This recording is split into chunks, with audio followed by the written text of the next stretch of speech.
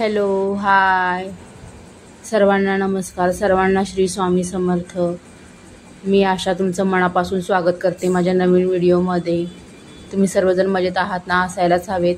इथे मी काजू बदाम आणि खजूर होते ते भिजत घातले होते ओव्हरनाईट. जर तुमच्याकडे वेळ नसेल तर तुम्ही गरम पाणी उकळून घेऊन त्याला 1-1.5 तासासाठी भिजत घालू शकता. पण माझ्याकडे वेळ होता म्हणून आधीच ठरवलेलं होतं की त्याला भिजत घालायचं आहे, म्हणून ते रात्रीच भिजत घातलेलं आहे. तर त्याला मी मस्त असं शेपमध्ये कट करून घेत आहे. काजूला, बदामाला आणि त्या खजुराला मध्ये मध्ये एक खात पण आहे, कारण की ते भरपूर भिजत घातलेलं होतं त्याच्यामुळे मी ते खात पण आहे. ते बघा, चिवचं काय कमाल चाललेली आहे, हे उचल ते उचल किचनवरून. तर इथे मी सर्व कट करून घेत आहे व्यवस्थित असं शेपमध्ये. तर आता इथं आपल्याला बनवायची एक रेसिपी. ती रेसिपी म्हणजे शीरकुर्मा. इथे माझ्याकडे दुसरे ड्रायफ्रूट नव्हते. तुम्ही मगजबी, पिस्ता, परत आपलं चारोळ्या वगैरे घालू शकतात. माझ्याकडे ते नव्हतं. ते सर्व भिजत घालायचं आणि मस्त कट करून घ्यायचं. पिस्ता वगैरे, चारोळ्याला कट करायची गरज नाही, मगजबीला कट करायची गरज नाही आहे. ते मस्तपैकी असं म्हणजे फक्त पिस्ता कट करून घेऊ शकता तुम्हाला पाहिजे त्या शेपमध्ये. इथं मी काजू बदाम हवे त्या शेपमध्ये कट करून घेत होते आणि स्वामीला पण आतमध्ये घेतलं होतं. तो पण बघा इकडनं हे करतोय.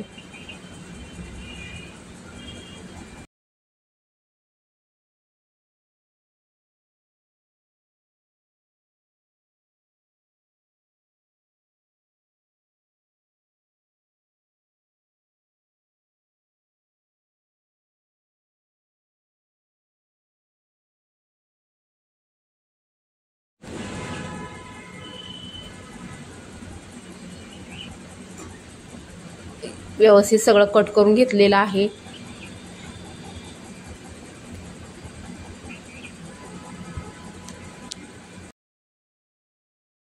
इथं चिव आणि स्वामीचा मामा आतमध्ये आलेला आहे, तर बघत आहे कसं करते, काय करते, रेसिपी कशी आहे. म्हणजे त्याला खूप आवडते शीरकुर्माची रेसिपी, म्हणजे शीरकुर्मा खूप आवडतो त्याला. तर पहिलं मी लग्नाच्या आधी पण बनवत होते, त्याला आवडायचं भरपूर. पण तो म्हणत होता थोडं गोड कमी घाल, थोडं गोड कमी घाल. मला थोडं गोड आवडतं आणि त्याला त्या गोड कमी आवडतं. त्याला पुरणपोळ्यासुद्धा आवडत नाहीत गोड, बरं का. आम्हाला पुरणपोळ्यासुद्धा आवडतात, त्याला आवडत नाहीत. तो इथे येऊन कॅमेरा सेटिंग करत आहे बरं का. तो खूप सपोर्टिव्ह आहे, तो आणि छोटा भाऊ खूप सपोर्ट करतात नाही का.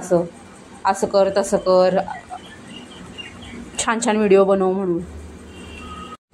आज दूध जास्त एक्स्ट्रा मागवलेलं होतं, कारण की शीरकुर्मा बनवायचा आहे म्हटल्यावर दूध लागणारच आपल्याला. तर ते दूध मागवलं होतं एक्स्ट्राचं 1 लिटर, भावाने आणलं होतं. तर इथं माझ्याकडे किराण्यामध्ये हे आणून ठेवलेले होते मखाने घेतलेत. थोडंसं तूप टाकलं आहे कढईमध्ये आणि त्या तुपामध्येच भाजून घेणार आहे मखाण्यांना चांगलं. म्हणजे ते हाताने थोडंसं आपल्याला मॅश करता येईल, म्हणजे त्याचे छोटे छोटे तुकडे होतील, भरपूर छान क्रंची होतात ते. त्याच्यामुळे ते हाताने सहज आपल्या हे होतात, फुटले जातात. तर आता इथे मी शेवया टाकत आहेत आणि त्यात थोडंसं तूप टाकून घेत आहे. शेवया तुपामध्येच भाजून घ्यायच्या आहेत आपल्याला, चांगलं व्यवस्थित भाजून घ्यायचे आहेत आपल्याला, म्हणजे ब्राऊन होऊसारखा.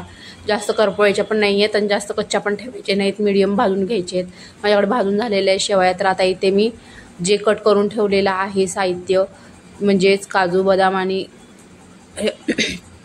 खारीक, ते आपल्याला व्यवस्थित तेलामध्ये फ्राय करून घ्यायचे. गोल्डन कलर येऊस्तर का फ्राय करून घ्यायचे आहेत व्यवस्थित, कारण की स्वामीचा मामा जाणार आहे म्हटलं तोपर्यंत त्याला काय. आणि माझ्याकडे खसखस पण होती शिवाय ते भाजून शीरकुर्मा, त्याच्यासाठी मी सगळं साहित्य कट करून घेतलेलं आहे. दूध वगैरे ऑलरेडी गरम केलेलं आहे.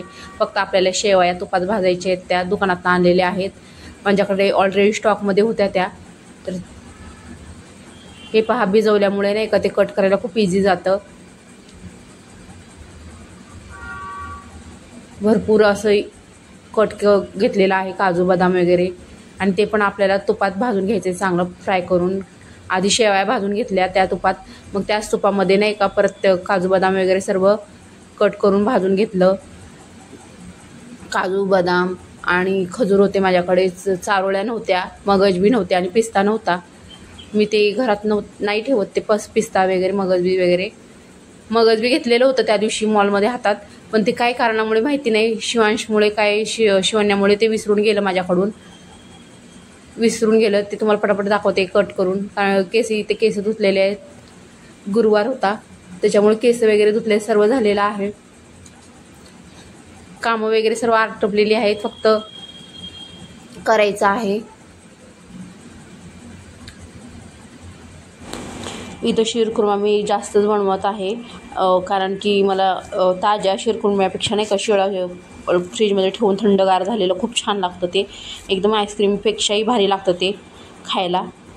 आपण फ्रीजमध्ये ठेवून दिल्यानंतर खूप थंड घेऊन खातोत ना, वाटीत घालून चमच्याने खायला खूप आवडतं मला ते तसं. म्हणून मी जास्त एक्स्ट्राच बनवलेलं आहे. भाऊ म्हणत होता एवढं कशाला बनवलं जास्त, तर मी त्याला म्हटलं की मला खायचं आहे उद्या, आजच्यापेक्षा ते उद्या खूप छान लागेल म्हणून मी ते बनवलेलं आहे असं म्हणत होते त्याला. आणि चवीनुसार इथे साखर वगैरे टाकून घेतलेली आहे. मला माहिती नाही ताईंनो, तुम्हाला एक नेगेटिव्ह लाईक दिसते, प्रत्येक व्हिडिओला एकच नेगेटिव्ह लाईक आहे. माहिती नाही कोण आहे ते, पण एकच जण आहे बरं का, ते प्रत्येक माझ्या व्हिडिओला नेगेटिव्ह लाईक करत आहे. मी काही एवढी बेकार पण व्हिडिओ बनवत नाही की त्यांनी प्रत्येक व्हिडिओला त्या एकाच व्यक्तीने माझ्या नेगेटिव्ह लाईक करायला पाहिजे. कधीतरी स्वतःच नेगेटिव्हपणा सोडून दुसऱ्याचा पण पॉझिटिव्हपणा बघायला पाहिजे.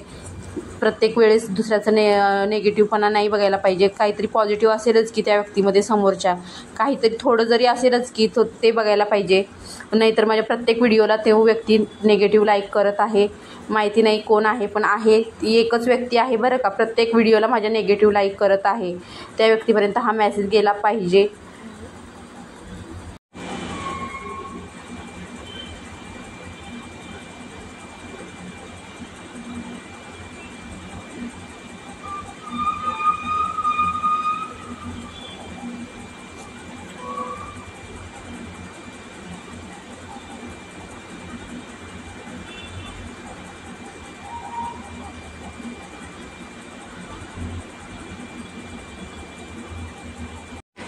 खरंच सांगते, ही दुनिया चांगल्या लोकांची नाही आहे बरं का. असं प्रत्येकाला नेगेटिव्ह बघायची, प्रत्येकाला नेगेटिव्ह विचार करायची, नेगेटिव्हिटी भरपूर आहे, भरपूर पसरलेली आहे. आपल्यासारखं नाही, आपण सहज विचार करून जातो की बाबा नाही जाऊ दे, त्याची काहीतरी मजबुरी असेल म्हणून त्याने असं वागलं असेल म्हणतो. पण तसं नाही बरं का, ही लोक भरपूर विचार करतात. आपण मोठं विचार करतो, सहज सोडून देतो, पण लोक सोडत नाहीत. ती मनात डाव धरून ठेवून बसतात आणि नेगेटिव्ह वागतात समोरच्या व्यक्तीसोबत.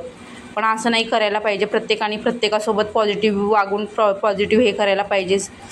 तुमच्यामध्ये एवढी नेगेटिव्हिटी आणू नका. सगळ्यांनी सगळ्यासोबत पॉझिटिव्ह राहा, पॉझिटिव्ह वागा. इथे भरपूर झालं नेगेटिव्हिटीबद्दल, तर त्यांनी मला नेगेटिव्ह लाईक करू नये. करायचं असेल तर पॉझिटिव्ह लाईक करा, नाहीतर लाईक करू नये, मला असं वाटतं. इथे चांगली दुधाला फोडणी दिलेली आहे मी. तर आता इथे दूध उकळापर्यंतची वाट पाहत आहे मी. दूध चांगलं उकळलं की मग त्याच्यामध्ये आपल्याला शेवया घालून घ्यायच्या आहेत. शेवया चांगल्या शिजल्या की मग छान लागतं खायला.